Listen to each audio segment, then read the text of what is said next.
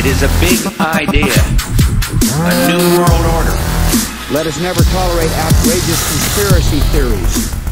I had planned another closing message, but I feel compelled to say what I'm about to say. Now, I risk sounding like a conspiracy theorist, but it's no longer a theory. What I'm about to say is fact.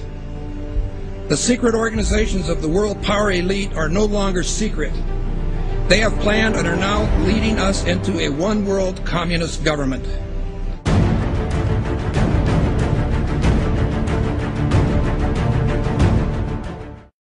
Executive order signed by President Obama has sparked controversy on both sides of the political aisle. The National Defense Resources Preparedness Executive Order was signed quietly Friday night. It gives the president the power to control U.S. resources. The Rules Committee is going to meet in the House. They are going to come up with a rule that makes it okay for them to do a same-day bill.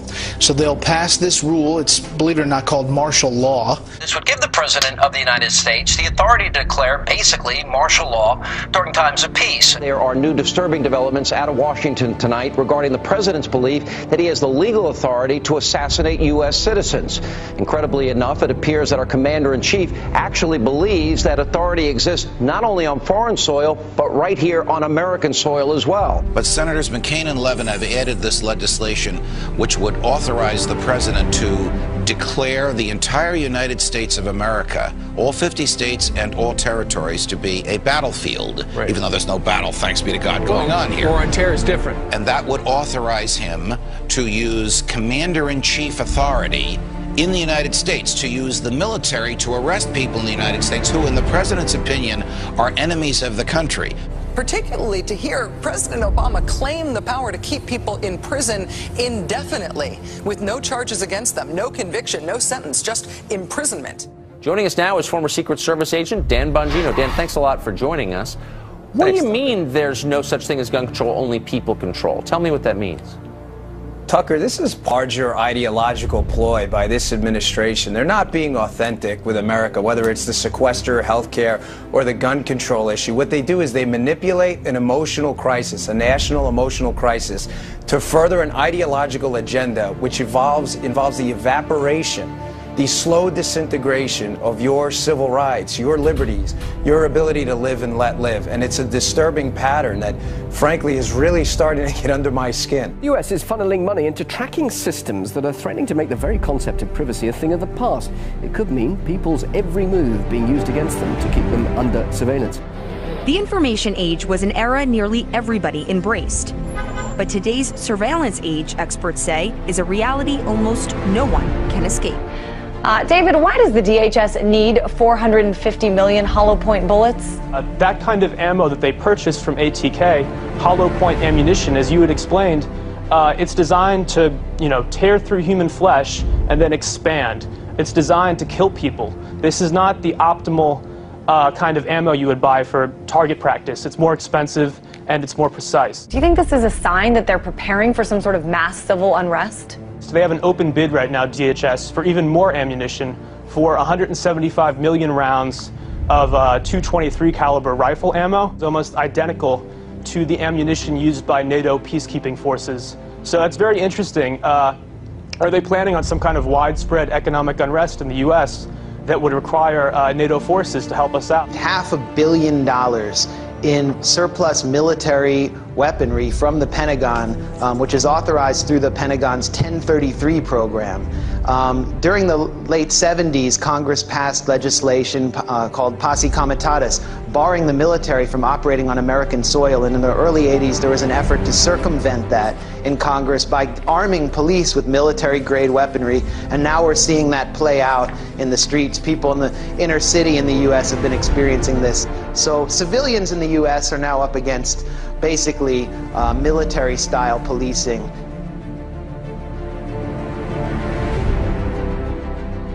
The battle against terrorism involves all of us. Everybody in this country is a potential terrorist. The Department of Homeland Security sent to law enforcement agencies across the country warning about the potential for an increase in right-wing extremist activity. It warns about groups and individuals dedicated to single issues like abortion, immigration, and gun rights. Tonight, our focus is on every American's right to freedom of expression and freedom of religion. It's the Christians who are under siege by government officials and anti-religion groups who think Christmas and Christianity have no business in the public arena.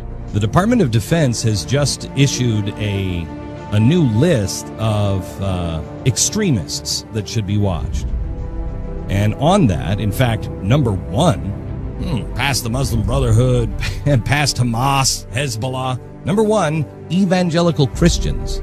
We begin tonight with a newly leaked U.S. Army military police training manual for what they are calling civil disturbance operations.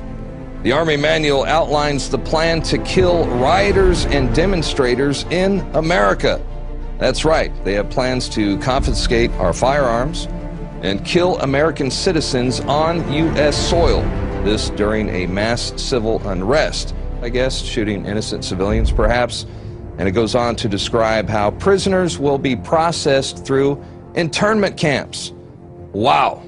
So there you have it. Our own military being trained for armed conflict with U.S. citizens. They're being trained to confiscate our guns and preparations to process us into camps during civil unrest. A pretty scary scene along the Chicago River turns out to be a military training exercise. There was nothing routine that folks reported about seeing the jarring as they witnessed the jarring scene of at least 3 Black Hawk helicopters flying at times in close order formation. Just in, a military drill in downtown Miami, complete with these Black Hawk helicopters, elite soldiers, and police officers swarming the street. Take a look, swing back over here. This may be involved in this training or not. Again, let me tell you what all of this is that we know of. It's a joint military training exercise involving local police, also military. The sight of Army helicopters and the sound of gunfire created a lot of concern this afternoon in one Houston neighborhood. There were armed men in fatigues, plenty of weapons, and what many thought were real live rounds.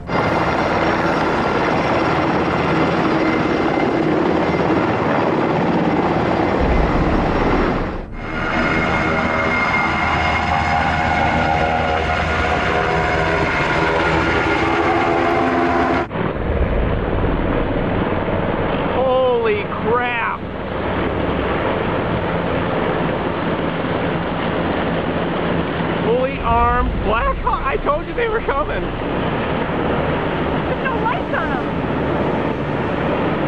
They look like bugs. So here's the article by Steve Watson. Military helicopters conduct covert exercises over U.S. bank buildings. This is all part of other drills going on to acclimate the public to being attacked by our own military that are happening here in the United States. Here it is. LAPD and elite military units conducted extraordinary counterterrorism training in the skies above downtown LA tonight. At one point, they made what appeared to be a drop-off at a park. Within seconds of landing, the helicopter was back in the air. It was a strange sight in the skies over Los Angeles. Military Special Forces flying a practice mission last night, and there are more exercises scheduled for today. The entire city of Boston is in lockdown. In the suburb of Watertown, police with guns drawn are searching door to door. I mean, we had martial law up there. FBI and all these agents coming in, closing things down, going into people's houses.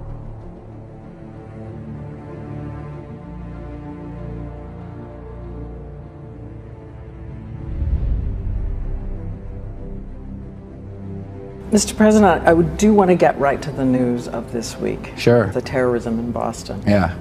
Many people have wondered if it took you right back to 9/11 when you heard it. Well, at first, I was deeply concerned that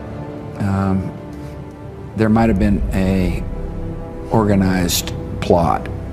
I don't know all the facts. I don't think we all know all the facts, but I was deeply concerned that this could have been another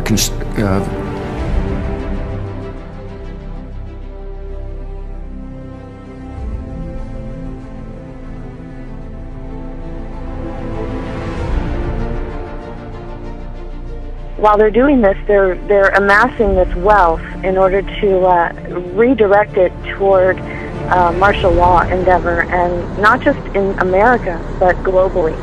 They want to lock down every country and force us into global governance, eventually force us into a global reserve currency that is like the Bancor that the IMF has been pushing.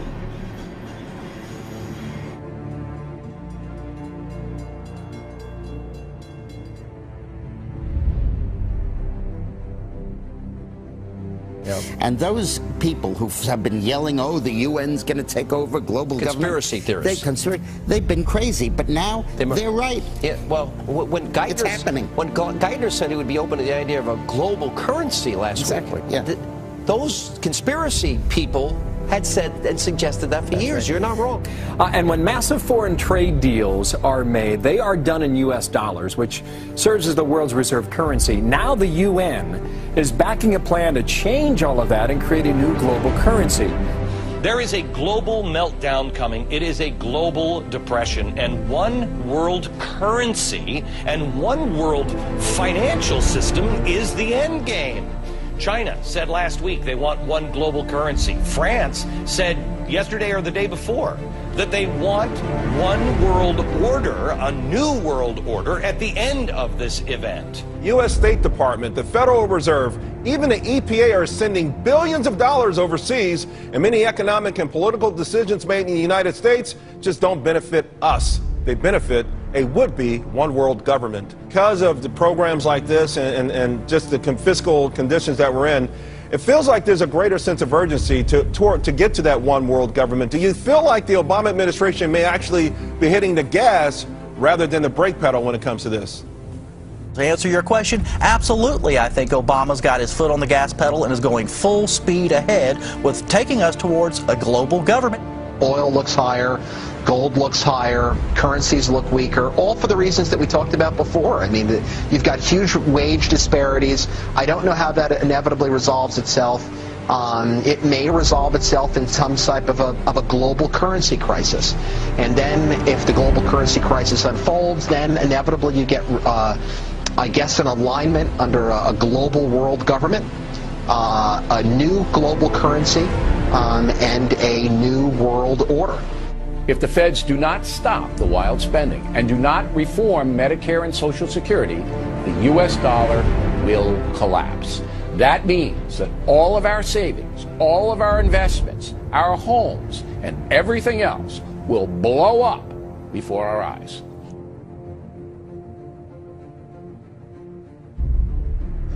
This morning on Today's Health, a computer chip that could be implanted under your skin so doctors can quickly access your medical records. Explain to me briefly what the VeriChip is and what it is supposed to do. VeriChip is a tiny miniaturized RFID, or radio frequency identification microchip. It's 11 millimeters by 1 millimeter. It's about the size of a grain of rice. Well, we've got one sitting there by a penny to give us a little perspective of the size. Very Correct. Tiny. You implant it under the skin how? It gets injected, just like getting a shot of penicillin or any medicine that you would get in a doctor's office. It goes in the upper right arm. Implantable human chips. Supporters hail the technology as a medical marvel. You have one in your arm right now. That's correct. Where is it? It's in the upper right arm. It's a simple injection process. Finally from us this evening, technology on the cutting edge. We were interested today to hear that more than 100 law enforcement officials in Mexico are having microchips implanted in their arms. The chips allow a person to be scanned. What is at stake is more than one small country. It is a big idea, a new world order. Let us never tolerate outrageous conspiracy theories.